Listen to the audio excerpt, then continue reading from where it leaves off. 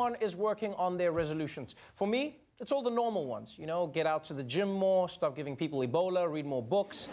And apparently, President Trump's New Year's resolution was, I should spend more time on Twitter.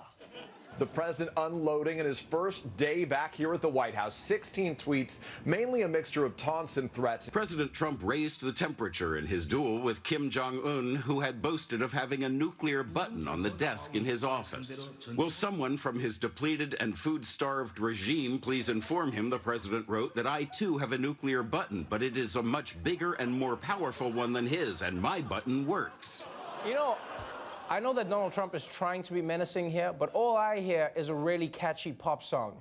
And it's like, my button brings all the boys to the yard, and they're like, it's bigger than yours. Damn right, it's better than yours. If you had a supercomputer, that could run a simulation of 1 billion ways, you know, to find the stupidest possible way to get into a nuclear war, this tweet is what would come up every single time. There are some things that Twitter just isn't appropriate for. Because just take a step back. Take a step back and think about what pressing the button would actually mean. Hundreds of thousands of people incinerated instantly, and they would be the lucky ones. Millions more would die horribly in the next few weeks, while any survivors would be left to suffer in the desolate world that is choked by poison ash. That's not for Twitter, people. At the very least, that deserves a Tumblr post. So Trump's North Korea tweets got all the attention. But it was only one part of yesterday's foreign diplomacy roast. President Trump calling out a lot of foreign nations by way of Twitter over the last 24 hours, most recently threatening to cut off financial aid to the Palestinian Authority, tweeting this. We pay the Palestinians hundreds of millions of dollars a year and get no appreciation or respect. They don't even want to negotiate a long overdue peace treaty with Israel. We have taken Jerusalem, the toughest part of the negotiation, off the table.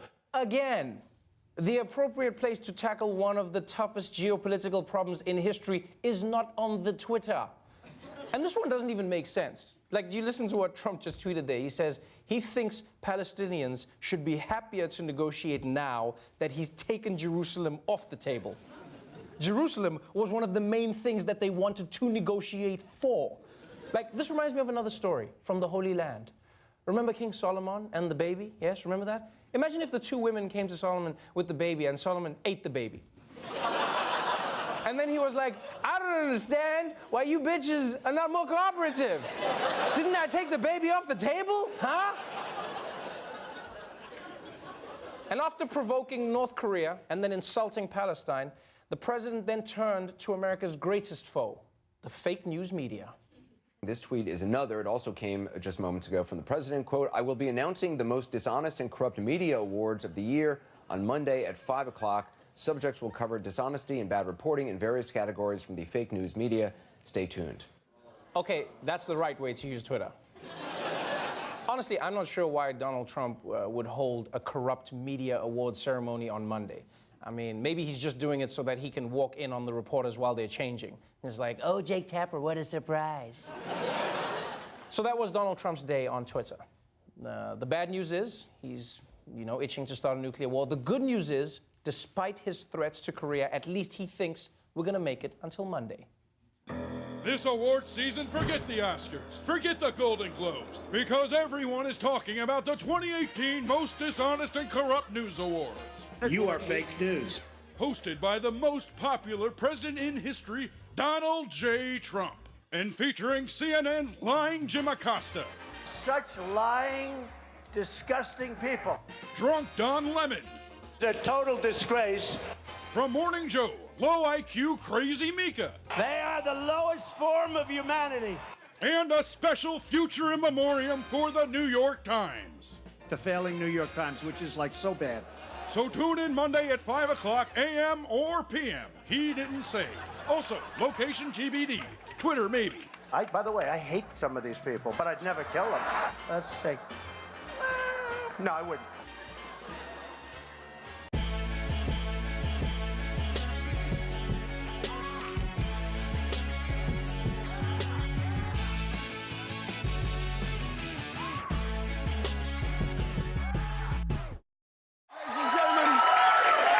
Cheers, guys. We have a fun show for you tonight.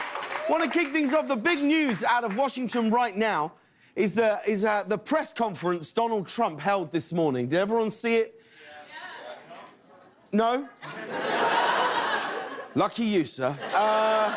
This was in response to his Secretary of Labour withdrawing his nomination and Donald Trump having to pick a replacement. Trump's original pick for Secretary of Labour, Andrew Puzder, is the CEO of Hardee's and Carl's Jr., but Puzder withdrew his nomination after it became clear that he would not get confirmed. When asked what he was going to do next, Puzder said, "Please just drive around to the second window and we can talk about it then." But that's how bad things are in the Trump administration right now. Someone asks you if you'd like to work in the White House and you're like, no thanks, I think I'd rather work at Carl's Jr. As his replacement, Trump decided he needed a fast food leader with more political experience, which is why the new nominee for Labour Secretary is none other than Mayor McCheese. I'm kidding, of course I am. But let's get on to this press conference, because it was historically bizarre. And I mean, it was bizarre even by Trump standards. First of all, he gave the entire thing in front of a sort of weird yellow curtain. Take a look. Look at that. Look. That thing is tacky, wrinkled, strangely coloured. And the curtain's ugly too. Thank you. Can we see it again, though? Look.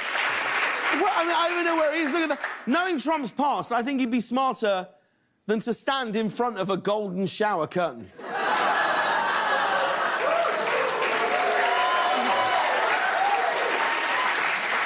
And if you think that was weird, you should have heard what was coming out of his mouth at this press conference. Here are just a few of the crazy things he said. Now, this show is only an hour, so we have to hurry through these. First of all, in this press conference, Trump claimed to have had the biggest electoral win since Reagan. And when a reporter pointed out that this was false, Trump responded with, and I quote, "I've seen that information around." Around? He saw this information around, what, like it was tacked to a bulletin board next to guitar lessons and a picture of a lost cat? Biggest election ever. Wow, amazing. At another point, he went off talking about uranium for a while, and what he said did not make a lot of sense. Take a look. You know what uranium is, right? It's a thing called nuclear weapons and other things. Like, lots of things are done with uranium, including some bad things. Yeah. We know what uranium is, Donald. Do you know what uranium is? Because it feels like someone just told you what it is 5 minutes ago, and now you're acting like you wrote a whole book about it. But there were so many weird tangents. He said Hillary Clinton's name 11 times during this press conference. Why is he still talking about Hillary Clinton? The election's over. Even lovesick teenage boys are like, move on, man, let her go. She's gone. It got worse. At one point, Donald Trump answered a reporter's question by saying this. I am the least anti-Semitic person that you've ever seen in your entire life. The least anti-Semitic person. The least, OK? But here's the thing. This is the guy he said it to. This guy. Now, he's an Orthodox Jewish reporter. I'm pretty sure he has met people who are less anti-Semitic than Donald Trump, you know? Like at home or at his temple, his Passover Seder. I don't know. Now, you and I might watch this press conference and think this is all a lot of chaos and insanity, but Trump thinks everything is fine. He made a point in his press conference to say that his administration is running like a, quote, fine-tuned machine. And we actually have video of that machine for you right here.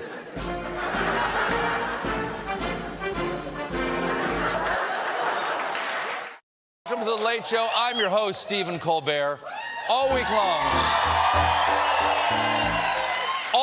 long, President Trump has tried desperately to convince us that he is a stable, steady leader. He took questions, opened up a meeting to the press, met with foreign dignitaries. It was a nice act. But like many men his age, he can only keep it up for so long. Today,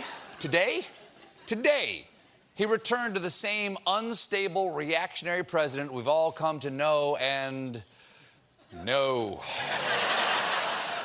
This afternoon, he was meeting with lawmakers to discuss immigration policy. Several of these lawmakers suggested lifting restrictions for immigrants from Haiti, El Salvador, and various African countries. Trump reportedly said, "Why are we having all these people from whole countries come here?"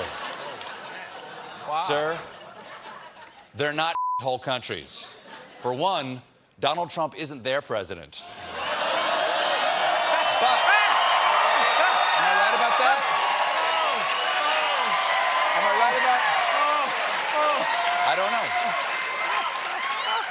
But the president didn't just complain. He offered an alternative. He thinks the United States should instead bring more people from countries like Norway. You know what I'm saying?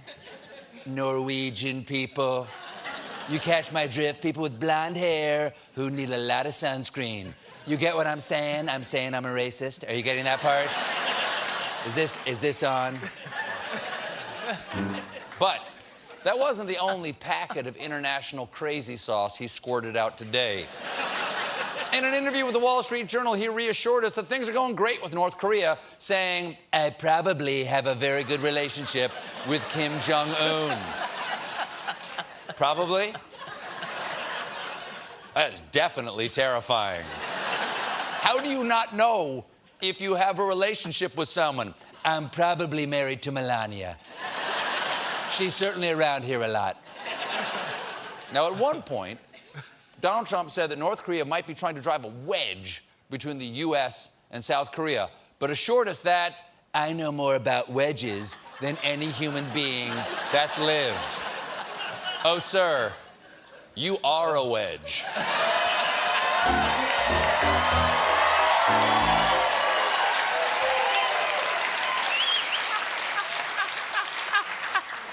The simplest of tools. Thanks for watching my YouTube video. Now it's your turn to thank me. Click subscribe, and at the end of the next video, I'll thank you again.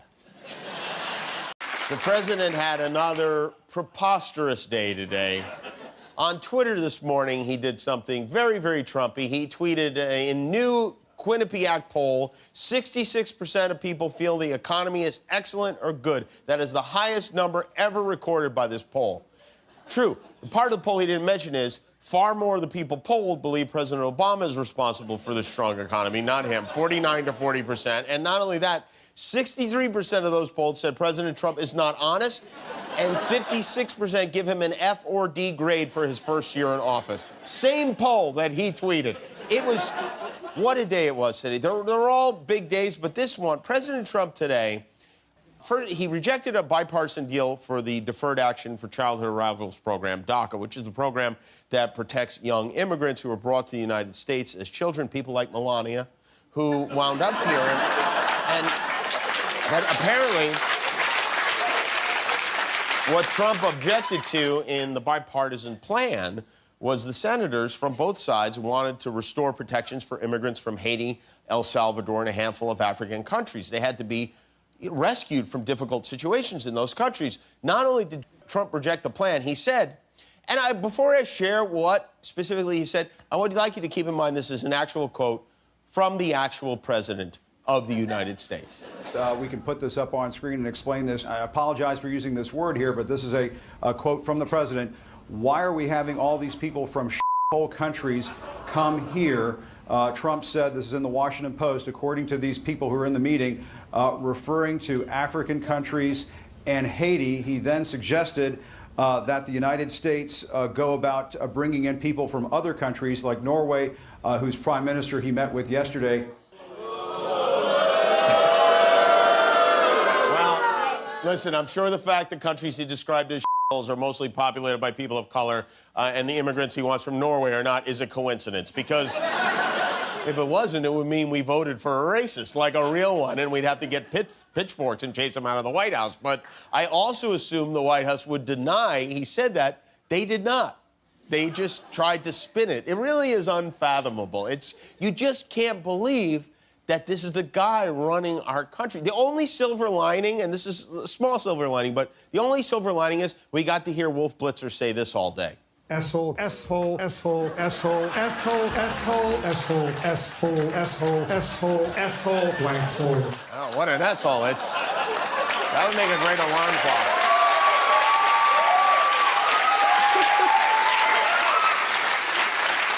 So anyway, thanks, Vlad Putin. You really got us good. Rapidly escalating Russia investigation is now nearing the point where Mueller may want to interview Trump in the next few weeks. And yet, despite those developments, Trump is doing everything he can to pretend the investigation doesn't exist and that the allegations of Russian collusion are not real, as he did at Camp David on Saturday. There's been no collusion. There's been no crime. And in theory, everybody tells me I'm not under investigation. Maybe Hillary is, I don't know, but I'm not. But there's been no collusion. There's been no crime. But we have been very open. We could have done it two ways. We could have been very closed, and it would have taken years. But, you know, it's sort of like when you've done nothing wrong, let's be open and get it over with. Because, honestly, it's very, very bad for our country. It's making our country look foolish. That's not what's making our country look foolish. Trump's like the kid at the sleepover who wakes up with a penis drawn on his face and doesn't know that's why everyone's laughing. What's so funny? Is it Kevin's asthma? How hilarious is it that he needs an inhaler? Hey, do you guys smell Sharpie?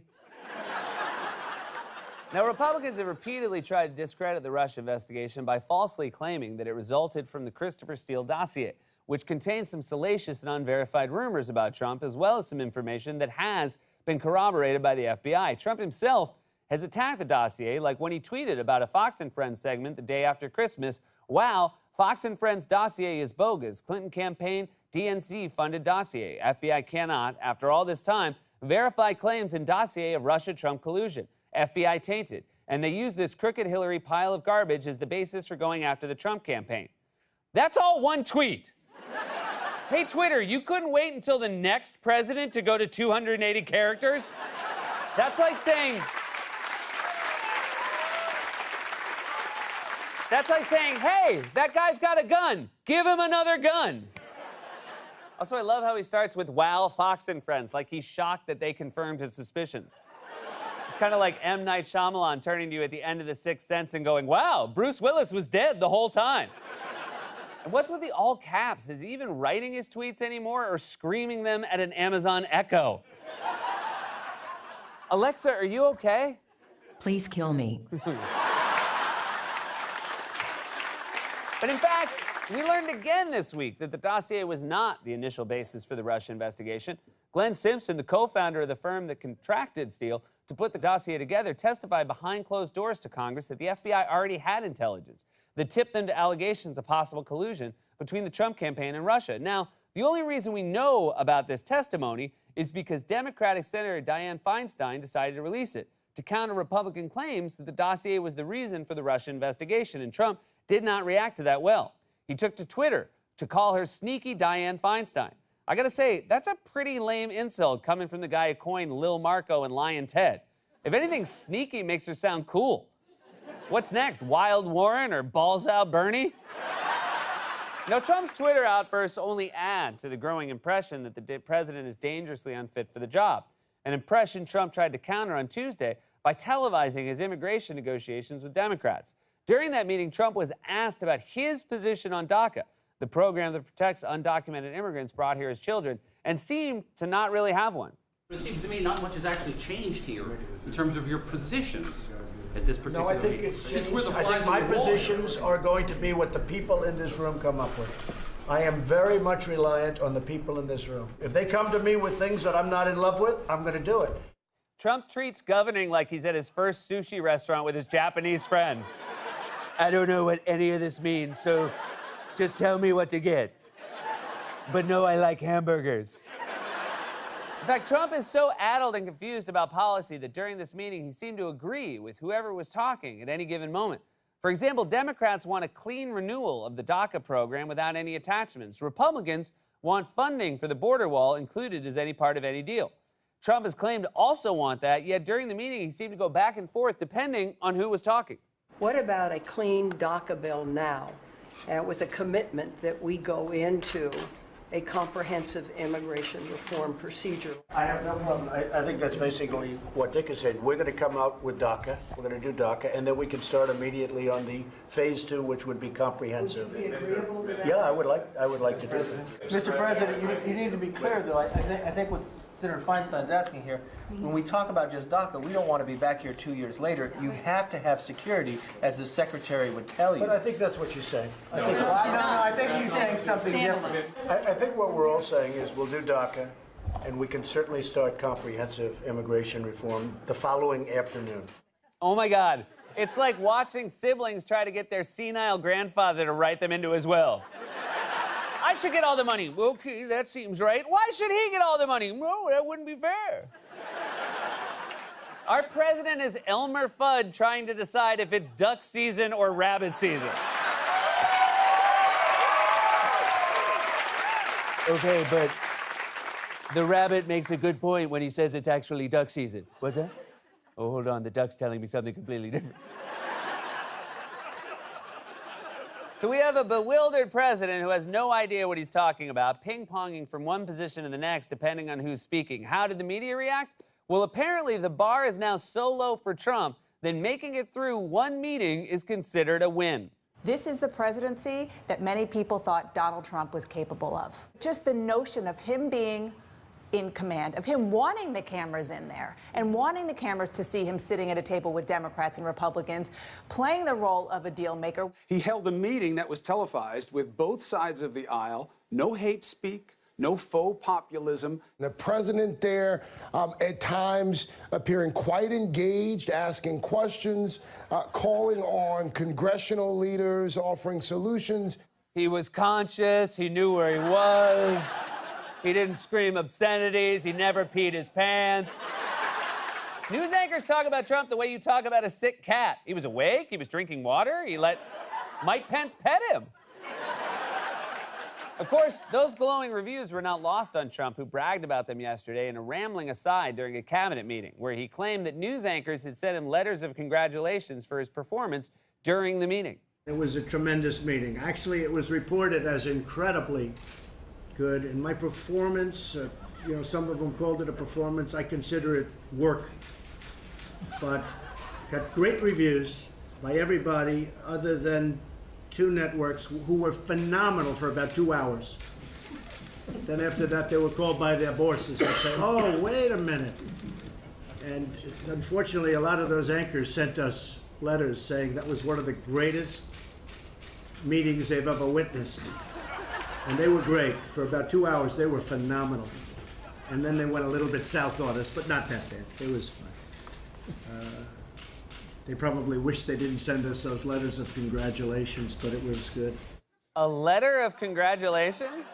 I doubt that happened, but if you get a letter congratulating you for getting through a 1-hour meeting, the proper response is to be embarrassed. So, did you see this? I got this letter for not tripping on my way in the room. So lawmakers are working to get an immigration deal, and they said today they'd reached one. And yet Trump apparently decided to inject some vulgar racism into the conversation. Just before we started taping tonight, the Washington Post reported that President Trump grew frustrated with lawmakers Thursday in the Oval Office when they floated restoring protections from immigrants from Haiti, El Salvador, and African countries as part of a bipartisan immigration deal. Trump said, why are we having all these people from whole countries come here? To be fair, maybe he meant it as a compliment. After all, Trump does all his best tweets when he's sitting on the hole. So we have a president whose administration is under a cloud of scandal. Campaign, congratulations on that. Thank you. What do you know what the secret is? Can you tell me what the secret is for being #1 all this long, or you don't want to say anything yet? Well, I mean, I can say we have a campaign that's really good. We travel, we work hard. We just got back from Iowa, New Hampshire, South Carolina, and it's about making our country great. You know, it's a theme. It's a theme that we have, make America great again. Yeah. And people, that's what people want. They want our country to be great again. Of course, yeah, who wouldn't want It's been that? great. I would say the one thing about you is that you're predictably unpredictable. Well, that's good. I don't know what you're going to do or say next. I don't think anyone does, and it's kind of exciting to watch the debates and everything. But you say things sometimes I go like, "That's a little controversial," and you go. I mean, the Muslim thing, not allowing any Muslims into the United States. On a temporary basis. Look at them starting to clap. Wow. One person was starting. Sorry about that. There's one conservative. Yeah. But you probably knew that was going to get some controversy. I did. But, you know, there's something happening. And we're talking about on a short-term basis, temporary. But, Jimmy, there's something happening out there. There's hatred. You look at what's going on. Look at Paris and look at look what happened in Los Angeles just recently. And, I mean, look at the World Trade Center. People flying airplanes into the World Trade Center, into the Pentagon.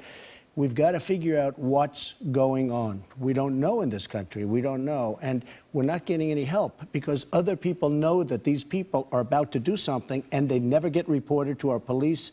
They never get reported. So we say we have to figure it out, whether it's that or illegal immigration. And I think it's one of the reasons. I mean, we just came out with a poll, 42% of the people, and, you know, this was 15, 16 people, 42% of the people are in favor of me because they want to have our country be safe again. And you can see, just look at Germany. Look what happened in Germany with the tremendous crime that took place like overnight, the tremendous problems they had on New Year's Eve. And, you know, I just want to see something different for our country, and I feel very strongly about it, and I guess a lot of people agree with me. Well, I mean, some people don't agree with you as Well, well. that's But true. I mean, That's you, true. it's both. But are you saying just to get the conversation going? Because No, it's getting the conversation going, absolutely. And by the way, I have so many friends, Muslim friends. Me They're too. great people, you too, and they're incredible people. And some of them, not all of them, I'll be honest, but some of them called. They said, "Donald, you've done such a great service," because we do have to find out what's going on. There's a tremendous hatred. It's a deep-seated hatred, and they actually feel that it's something, you know, we're starting a dialogue. And because of what I've done all over the world, they're starting to think. I mean, you take a look at Brussels and you look at some of these countries, what's going on is incredible.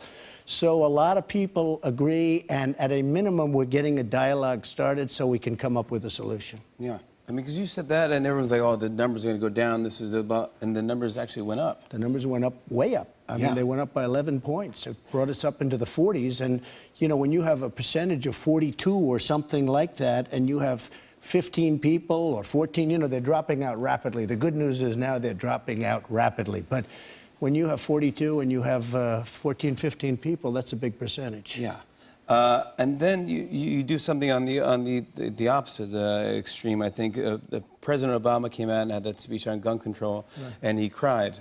And a lot of conservative pundits said, "Oh, that was theater.